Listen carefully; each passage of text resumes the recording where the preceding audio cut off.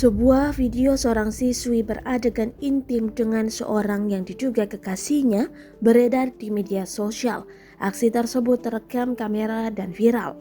Bahkan, siswi tersebut masih menggunakan seragam olahraga sekolah.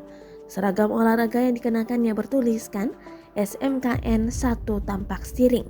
Sepanjang 13 detik, terlihat kedua muda-mudi itu duduk di sebuah balai dan duduk berhadapan.